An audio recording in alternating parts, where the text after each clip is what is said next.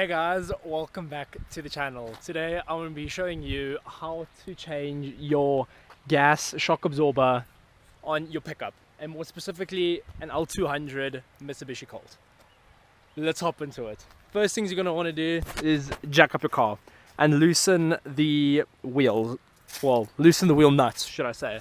Easiest way to do that is obviously with your socket wrench. So first things first, let's go and loosen the wheel nuts.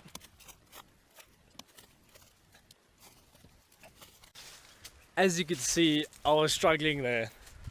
So that means I have to use my power tool. This is my come loose please tool. Let's give this a bash and see what happens.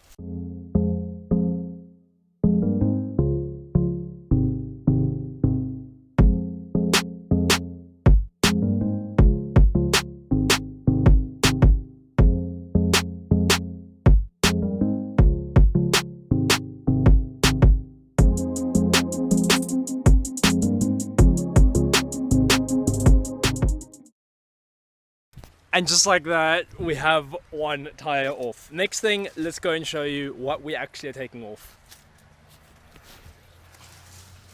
Here we are in our very dirty right hand side of the car. So what happened to this thing, apparently the power steering pump, something happened to that, and obviously that's why everything's covered in oil. So I'm just gonna leave it for now because oil protects rust, you know, it's a rust prevention.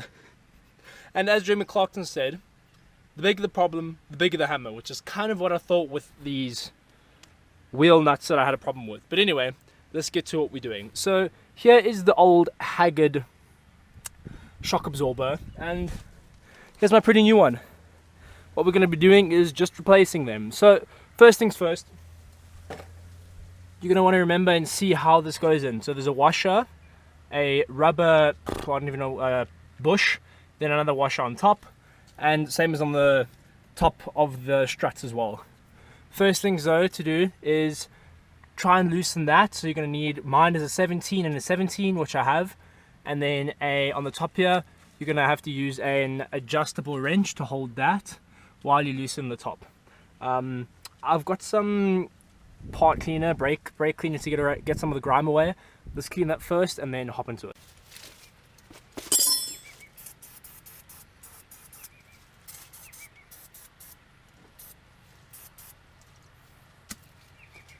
Next things we're gonna do is loosen these bottom bolts over here. So I'm gonna grab my 17, put it on the other side, and use the ratchet from this side.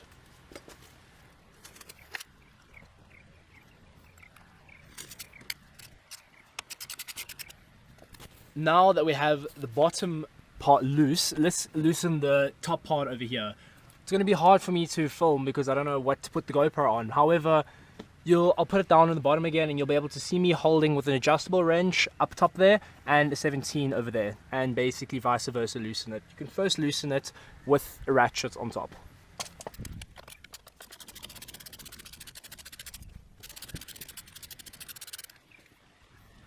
Just like that, this bolt is off, and now I'm going to carry on loosening the bottom over here. Let me turn you a bit, there we go. I'm going to start loosening the bottom bolt over here, and then we can take the whole shock absorber out.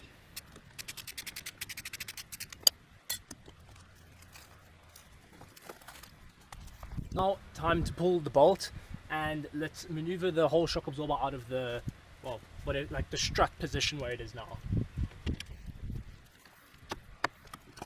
Here in all of its glory is the old one, and you can see it was definitely time.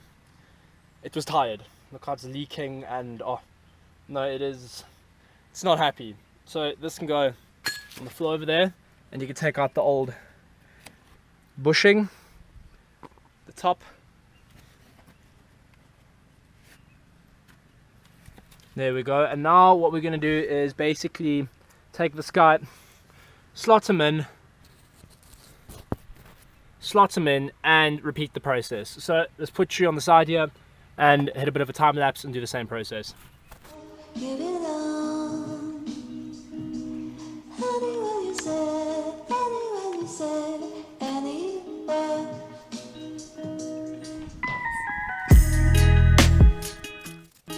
Next thing we're going to want to do is cut this and put on the new hardware. So I'm going to do that and put this on while holding it down.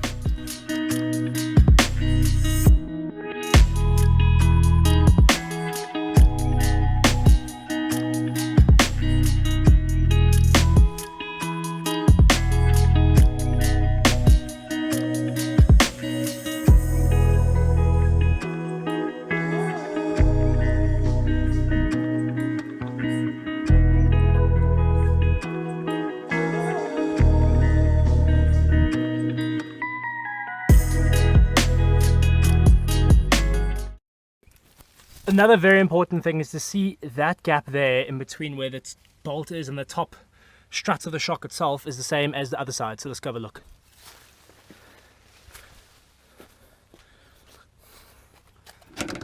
So you see over there, I have a little bit more to go, and you can just do it by eye. You can even just count the threads. 4 threads, it's basically on the 5th thread. So let's get that side to be the same. It looks like they are the same, and that's essentially all it takes to put in new shock absorbers. From that to that in a pretty quick time. That one does seem to be a little bit too big and is scraping on the one bolt, but I guess I'm just going to wait and find out. I'm just going to use it as is. They do look a bit more beefy and a bit stronger than the original ones, which is always good because that's what we always want. We always want to upgrade when we need to replace parts. But I think that is going to effectively wrap up today's videos, guys. And as always, don't forget to like, subscribe, comment, all those good things. And again, don't forget to always send it. Thanks, guys. Catch you on the next one.